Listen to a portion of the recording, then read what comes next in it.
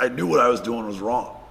Even in the early days, we'd be like beating somebody up for no reason other than the color of their skin, or we thought they were gay, or I was just drunk. And there were times that, like, as I was hitting someone where I'm just like, what the hell are you doing? Like, this is horrible. Did you ever talk to people in your camp about that you would feel that way? Never. Like, why are we? So Never. there was some. Do you think there were other people in your camp that probably felt that way but weren't bold enough to say it? I know it. Wow. I know it. A big theme was like race war was inevitable. They still talk about that. Oh, absolutely. It's on the Absolutely. way. And that's why what you do is so amazing, because you are like the antidote to everything they're trying to kick off. Cool. Like there's nothing that white supremacists love more than like a good riot.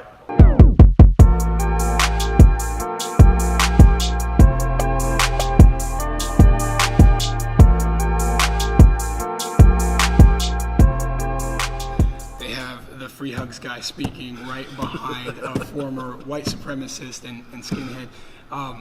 Talk about that a little bit, like how you got started there, and then of course we'll get into your transition out of that.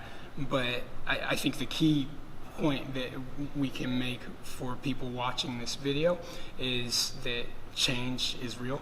Absolutely. And it happens, you know, and I mean, just thinking about how crazy it is for guys like you and myself to be sitting here in this room, right, having this type of a discussion where I'm sure, I don't know how many years ago, to tell either of us to have this type of discussion, we'd be like, no way, man. Right. Yeah. It's amazing how time changes that. And absolutely. To share a stage with you is just so amazing, because what you do, like that kind of courage is what changed my life. Wow, thank you. you. Like that changed the course of my life. Thank you. And today, it's all I want to do is cultivate that same thing in society. So what you're doing, like you're doing the mission that I want to do. Wow, thank you. It's a really powerful thing. Thank you. I got mixed up in white supremacy groups because I was a suffering kid. I do workshops now, and I actually it's a daily tool for me just to think, hurt people. Absolutely. And I was working with some middle school kids once, and they're like, but Arno, not all hurt people. And I'm like, ooh, that's important. Yeah. Like that's really important, because most people don't. Like most of us have a healthy way to process suffering. But if we don't, that's when it gets transferred to other people. Yeah. And you know, I wasn't like suffering miserably as a child, but my dad was an alcoholic. His drinking made his relationship with my mom really rough. My mom was super stressed out all the time. She was suffering, and her suffering made me suffer. And rather than be a good kid and be like, hey mom, I love you, how can I help? Like I just distanced myself from her. I distanced myself from my dad. And my dad loved me more than anything. Yeah. And he had a disease he was struggling with. How old were you around the time that you started to distance yourself from your mom at that time? Probably as a little kid. Wow. Like I was a bully on the school bus in like kindergarten. Whoa. So yeah. So you recognize that it dated back that far? Oh yeah, Wow. yeah. I was like an adrenaline junkie from day one. Got it. I was like this insane little baby that my parents like bring to the doctor, like what's wrong with this kid? And the doctor, fortunately, usually the doctors nowadays tragically are like, oh, let's medicate that kid into oblivion. My doctor was like, he's a gifted genius. Right. Like let him run amok and be a gifted genius. And that's kind of how I grew up. I started to get a kick out of lashing out and causing trouble at school.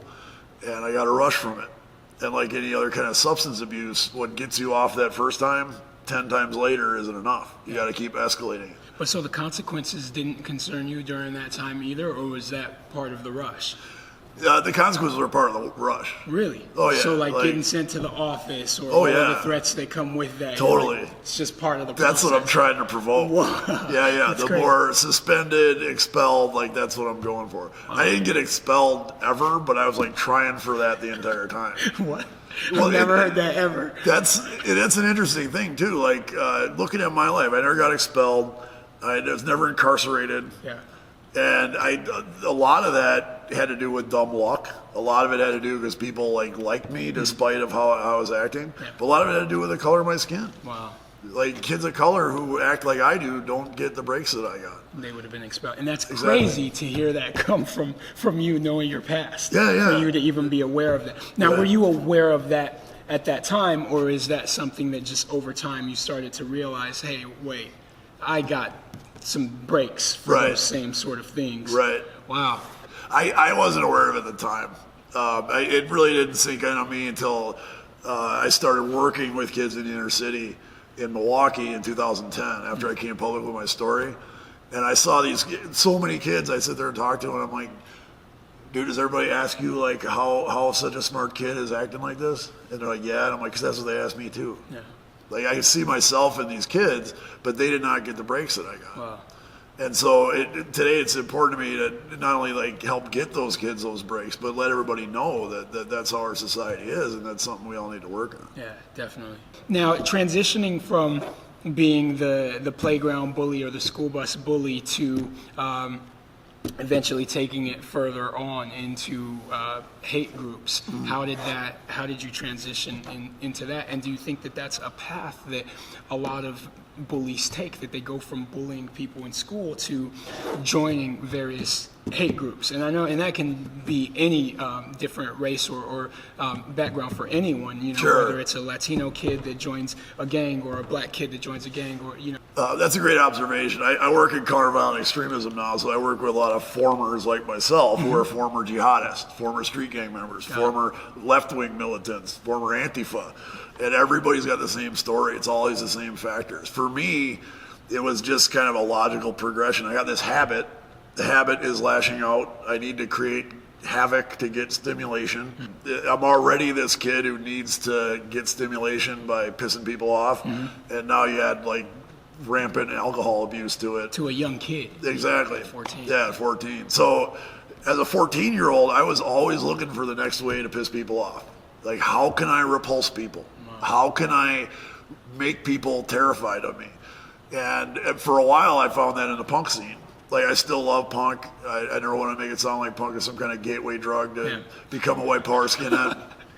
But if you talk to 10 former white power skinheads, like 8 of them at least will say, yeah, they went through the punk scene. Right. And to me, like back in the late 80s, like having a mohawk pissed people off. It's kind of played out now. Yeah. Like, it's the cool thing. Exactly. Like ball players got it. Yeah. Do the chocolate chip cookie commercials, got a mohawk.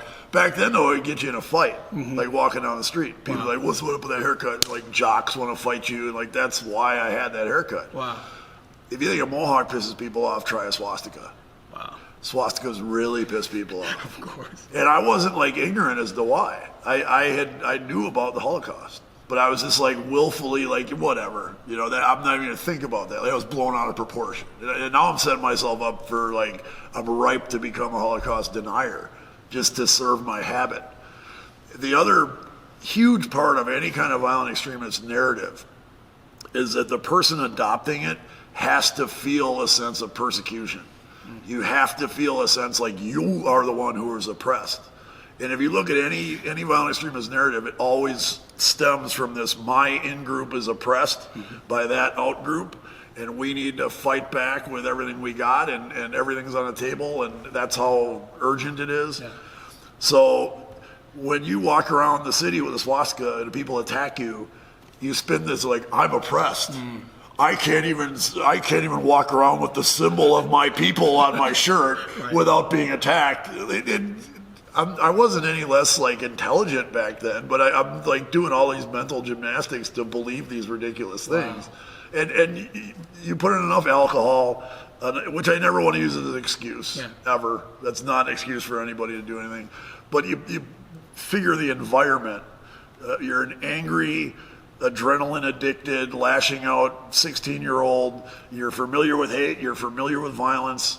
And then you hear a white power skinhead band telling you that you're a warrior for your people fighting against this Jewish conspiracy to wipe us out by bringing in all these non-white people. And as ridiculous as it sounds for me to say that now, back then it was literally music to my ears. Wow. I was just like, yeah, like this is a rush. And this really pisses people off. Like this is, now I've found like the panacea of lashing out that I've always been looking for. Yeah. And do you think that there are people today that are still influenced by some of the music that you heard back then, or do you think now it's stories being passed down from one group to another? Like, where do you think is the biggest place that it's funneling from? Like, That's a great question, and I think it's all the same thought process. It's all the same like nonsense information. You're taking shreds of truth and then spinning these entire ideologies out of them. Today, because of social media, I think the pathogen is much more like memes and fake news stories and the comment section. Yeah. I think music will always be something that moves people. But when I got involved in this is like pre-internet. Mm-hmm. So I'm like, music was I'll listen to a bootleg tape of some British skinhead band that's also like hard to get. Yeah. Like you can't get this at a punk record store. Mm-hmm. Like, that makes it all the more forbidden fruit. Yeah. Nowadays the music is very easy to get, and people share it on YouTube, people share it on Facebook, and it's still like it's a way to practice that ideology and kind of like drill it into your head every time you listen to this music, and you're like, yeah, I love this music, this is awesome, this is my people, this is what I'm for. And it's still just hate. Absolutely, hate. In that sense, that's still happening, but I think the nature of like memes and social media is kind of taking that to another level. Right. But it's very true. I mean, the way that people are consuming information today, a lot of it's coming through their mobile devices. Absolutely. And so they're picking this up really quickly, and it's, I guess, almost brewing that hate in their minds to go and do these things. How far has that hate taken you? By the time I was 21, my best friend I started a gang with went to prison for shooting a kid that came into a drive-by in her house. Another really close friend of mine was shot and killed in a street fight just 2 years earlier when I was 19. When I was 21, I met a really hot skinhead girl. About as close as you could be. Believe it or not, yeah, there were skinhead girls had this really like ridiculous looking hairdo. Even back then, I didn't like it. Yeah. It's like if the hair's all long here but shaved all around the rest of the head. Some girls could pull it off. Right. My girl did. She actually had normal hair when I met her, but she was like an OG skinhead girl from Chicago. Got it. And she looked like Scarlett Johansson. So I was just like, whoa, I'm all about this. And but she's a skinhead. She had grown her hair out by the time I met her. But that's my girlfriend before that was like this kind of like athletic college girl who had like a normal college girl haircut, and we lived with a bunch of skinhead girls. Every time I went to work, she's like, "I'm gonna get that." I'm like, "You are not cutting your hair like that." I came home from work one day and she had hair sticking. I'm like, "Oh." I was never into that, but that's part of the deal. Yeah. Like the whole skinhead look was very much like kind of identifying you as your pack. And the big thing about skinheads, and it's around today in various kind of flavors, but not like it was back then. Back then as skinheads, we were like, our uniform is the color of our skin. And our shaved heads and our jackets and our boots, and like that's how we went to work every day. That's how we went to the store. Like everywhere we went, people knew what we were about. And that was like one of our calling cards. That was one of our points of pride. That was one of the reasons why I had a lot of disdain for the Ku Klux Klan. I'm like, you just walk around like your normal Joe Bob white guy. Hiding it. Exactly. I think the fact that the Klan does hide behind those masks makes them more dangerous. Because you don't know if that cop's in the Klan. You don't know if that person's in the Klan. And I say it with all due love and respect for police forces, but that's the whole idea behind the hoods, is you don't know who that is. Yeah.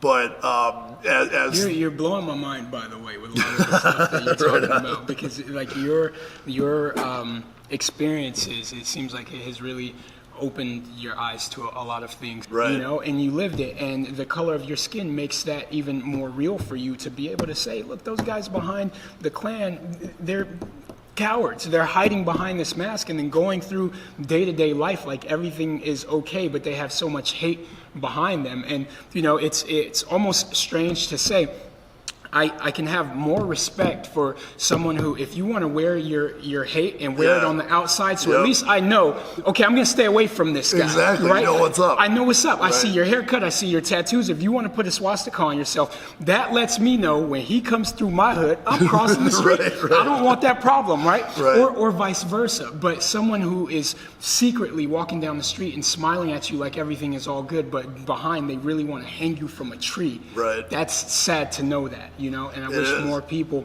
whether it's love or hate, whatever it is, wear it on the outside so that people know how to address it and how to address you. I'm totally with it, and I agree. It's ironic that like that's how we as skinheads viewed in the midst of our broader group of like violent racists, like that we were apart from the rest of them because of that idea. So you guys felt like you were the better racists. Oh, we always did. Yeah, absolutely. It was funny because we were all a bunch of kids. Yeah. And when we like showed up and started causing all kinds of problems in town and spray painting swastikas all over the place and getting newspaper stories about us, all these like old school neo-Nazis start crawling out from under their rocks.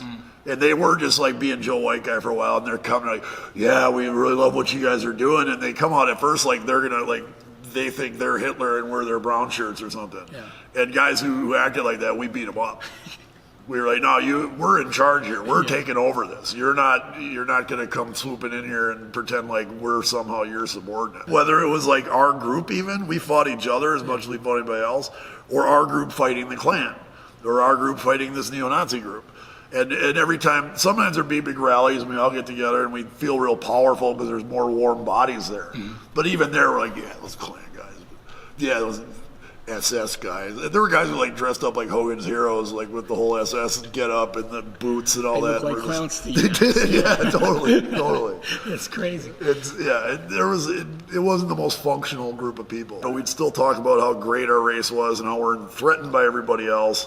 And the idea was to get all the other white people on board. The more you can, like now we can band together and maybe go have our own little country somewhere, or we'll fight and take things over. A big theme was like race war was inevitable. They still talk about that. Oh, absolutely, absolutely. And that's why what you do is so amazing, because you are like the antidote to everything they're trying to kick off. Cool. Like there's nothing that white supremacists love more than like a good riot. That regardless of like how justified. I don't feel that like violence is ever justified. There's never an excuse for violence. There's always a reason. Absolutely. At the same time, though, I understand now, working with people in inner city, studying history, like Dr. King said, riots are the language of the unheard. Yeah. And when people don't listen to you, and the suffering builds and the pressure builds, like that kind of stuff happens. And you can't blame people after going what they've gone through to reaching that point where the frustration is just overload and there's nothing you can do but start breaking shit. Yeah. Like I understand that now. But when that happens, the white supremacists of the world, whether they're like outright neo-Nazis and you can tell looking at them, whether there's some guy who hides behind a hood, or whether there's just some guy who likes to share anti-Black Lives Matter memes on Facebook, like all of them are just like, for them. Yeah. bravo. That to them like justifies all of their ideology. Yeah. And then that to me, that's like that's the most heartbreaking thing about it, is that I don't want to justify their ideology. I want to try to get people to bear witness to each other's suffering, and to do that, you have to do it outside of that ideology. Yeah. So when did the change happen in your heart? Like when did that transition take place? By 1994, I was looking for an excuse to leave. I had been involved for 7 years at that point. I was exhausted. The exhaustion came from all sorts of angles. I was exhausted to cut myself off from the rest of society. When you think like that, you can't just like take all the information that you get, because the majority of it contradicts your ideology. Yeah. So you have to like willfully block this stuff out. That's exhausting. It was exhausting. I knew what I was doing was wrong. Even in the early days, we'd be like beating somebody up for no reason other than the color of their skin, or we thought they were gay, or I was just drunk. And there were times that, like, as I was hitting someone, where I'm just like, what the hell are you doing? Like, this is horrible. Did you ever talk to people in your camp about that you would feel that way? Never. Like, why are we? So Never. there was some. Do you think there were other people in your camp that probably felt that way but weren't bold enough to say it? I know it. Wow. I know it. There was a time, I talk about this in my book, there was a time when a kid that we brought into this, and this kid was like trying to outdo us. He came to us late one night. We were sitting in his attic drinking, and he was wasted, and he's laughing hysterically, and he's gleefully telling us about he slashed a homeless black man in the face with a straight razor. And he's just beside himself with laughter, and he's making fun of this guy, like he's howling as he's trying to hold his face together. And me and the other older guys in there were just like appalled as we're hearing this. And we'd done a lot of horrible things. We'd never done that. And the whole time I'm thinking, like, this guy did this to impress you. Why do you think that disgusted you at that point when he brought that up? I just thought in my mind, I'm like, that's just fucked up. Like, how could you do that to somebody? Yeah. And I'm thinking, I know damn well, like, I took this kid and I would get him wasted every night and I'd blast White Power music and I'd tell him we're at war. There is no such thing as a fair fight when you're in war. Like, don't you ever be in a fair fight. If they got knives, you bring guns. If there's 10 of them, there's 20 of us. Like, you don't ever want to be in a fair fight. You don't, like, bring the rhetoric and the urgency up that high, and then when they take it farther, be like, whoa, not that far. Yeah. Like, once you let that monster out, there's no bringing it back. Yeah. Like, we created this monster.